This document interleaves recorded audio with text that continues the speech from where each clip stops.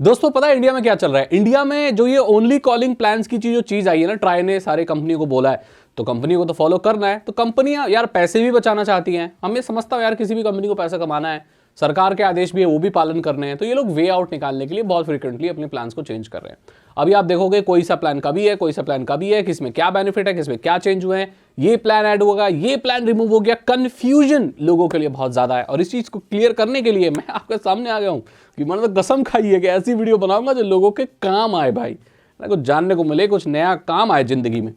अब बात करते हैं कि 189 रुपीज का जो प्लान है जियो का, वो वापस आ गया है और इसका क्रेडिट लोग मुझे दे रहे हैं। अरे भाई मेरी वजह से नहीं आया है, वो कंपनी, हम क्या लगता है मतलब कंपनी क्या हमारी बातें मानती है? नहीं, ऐसा कुछ नहीं है। तो ऐसा कुछ नहीं है। और मैंने जो बोला था कि 139 रुपीज़ का और जो 69 रुपीज़ का जो प्लान है वो उन्होंने कैंसिल कर दिया है, वो भी वापस आ गया है और ओनली कॉलिंग प्लान्स के ऊपर आप रिचार्ज कर सकते हो। अब क्या चल रहा है मैं बताता हूँ। 189 का जो प्लान है जियो का, इसमें आपको 2 GB डेटा मिलेगा पूरे 28 दिन के लिए, यानी कि पूरे 28 दिन में आपको वो 2 GB इस्तेमाल करने हैं। अब यहां पर आप पूरे 28 दिनों तक अनलिमिटेड कॉल्स कर सकते हैं और जो कॉम्प्लीमेंट्री एप्स की जो चीजें हैं वो आपको मिलती है। कुल मिलाकर देखा जाए तो अगर इसे ओनली कॉलिंग प्लान्स के हिसाब से देखें हम 28 दिन के, तो यहां पर 6 रुपए कुछ पैसे आपको पड़ता है, जो कि काफी एक्सपेंसिव है। और इससे अच्छा तो मैं आपको यही बोलूंगा कि आप डेटा वाला ही रिचार्ज करा लो, कम से कम थोड़ा बहुत डेटा तो इस्तेमाल करोगे। यहां पर प्रॉब्लम यही आती है, प्लान जितना छोटा होता चला जाता है, जितना सस्ता होता चला जाता है, उतना महंगा होता चला जाता है। मतलब एक बार में अगर आप महीने का करा रहे हो, हफ्ते का अगर कोई रिचार्ज प्लान आता है, तो ऑटोमेटिकली उसका जो पर जीबी का या उसका पर डे का जो कॉस्ट होता है ना, वो अप हो जाता है, बढ़ जाता है। कंपनियों को पैसा बचता है जब आप बड़े रिचार्ज कराते हो, और इसीलिए ओनली कॉलिंग जो प्लान निकले थे वो सबसे पहले आपके पूरे साल के या 84 दिन के निकले थे, क्योंकि उसी में कंपनी थोड़ा बहुत पैसा बचा पाती है।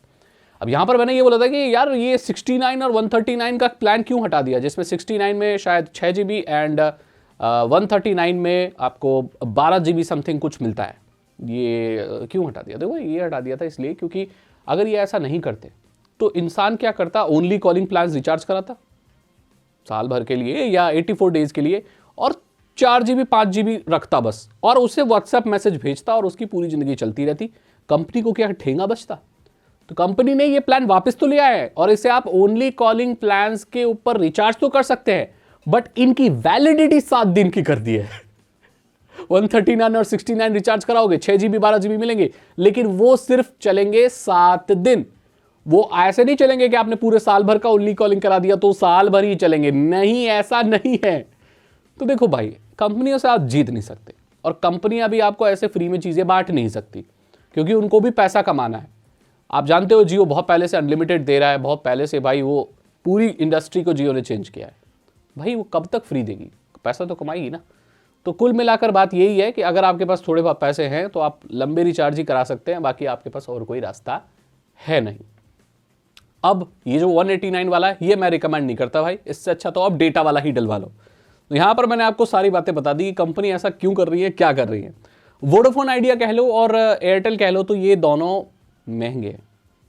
आप देखो इनको जो प्लान अभी नए आए हैं इनके, वो बाकी जियो वगैरह से तो महंगे हैं। जियो हमेशा से सस्ता रहता है और जियो से सस्ता BSNL रहता है। तो अगर आपके यहाँ BSNL के नेटवर्क आते हैं तो आपने सिम को जिंदा रखने के लिए आप पहले BSNL पे पोर्ट करा लो, और उसे जिंदा रखने के लिए BSNL में सस्ते से सस्ते प्लान होते हैं, उनको आप रिचार्ज करा सकते हो। या आपके पास अगर घर में बहुत ज़्यादा सिम हो गया है ना, तो आपके पास ये ऑप्शन है कि आप रिचार्ज मत कराओ यार, सिंपल एज दैट। जो एक सिम बहुत ज़रूरी है उसे रिचार्ज कराओ, बाकी आप क्या करो कि बैलेंस रखो अपना 20-40 रुपए, और वो महीने आपका कटता रहेगा और आपको वैलिडिटी मिलती रहेगी। आपको पता है कि आपका सिम अब कब बंद होगा, क्लियर गाइडलाइंस है, तो उस हिसाब से भी अपने सिम को आप जिंदा रख सकते हो। अब यहाँ पर एक और चीज़ शुरू होती है कि ये जो डेटा वाले प्लान होते हैं, मतलब जिसमें वैलिडिटी ऐसा कुछ नहीं होता है, सिर्फ डेटा मिलता है, जैसे 300 कुछ का मिलता है 50 GB मिलते हैं, फिर 200 कुछ का मिलता है तो उसमें 40 GB मिलते हैं, वो किन लोगों को रिचार्ज कराना चाहिए? अब यहाँ पर ना निश बहुत नैरो डाउन हो गई है। पहले अगर आपके पास ब्रॉडबैंड नहीं है तो आपको रिचार्ज करना, अगर आपके पास 5G अनलिमिटेड नहीं है तो आपको करना चाहिए।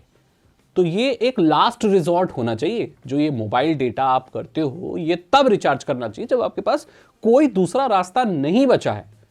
ये आपके मेन स्ट्रीम इंटरनेट का जो जरिया है वो कभी भी नहीं होना चाहिए, बिकॉज ये आपको हमेशा महंगा पड़ेगा। थोड़ा बहुत अगर आप अफोर्ड कर सकते हो तो आपको घर में एक वाईफाई ही लगवाना चाहिए। यहाँ मोबाइल डेटा के भरोसे आपको नहीं रहना चाहिए, ये एक सही बात है भाई। इसी के साथ इस वीडियो को मैं खत्म करूंगा। अब मैं यहाँ पर और भी बात करूंगा कि इंडिया में 5G जैसा क्यों नहीं चलता, 4G जैसा क्यों चलता है, कंपनी इस बारे में क्या बोलती हैं और क्यों बहुत सारे लोगों को 5G के कवरेज सही नहीं मिल पाते। भारत में ऐसा क्यों होता है कि 4G आ जाता है लेकिन वो 3G जैसा चलता है, 5G आ जाता है तो 4G जैसा चलता है, या कई बार चलता ही नहीं है। इसके बारे में एक अलग वीडियो के साथ मैं बात करूंगा। फिलहाल के लिए इतना ही। अगर आपको ये वीडियो अच्छी लगी तो इसे लाइक करें, अपने दोस्तों के साथ शेयर करें। टेलीकॉम की लेटेस्ट अपडेट्स के लिए आप मेरे साथ जुड़े रहे, क्योंकि मैं अब ये सेगमेंट भी बहुत ज़्यादा कवर कर रहा हूँ। मैं बताऊँ आपसे अगली वीडियो में। Thank you so much and good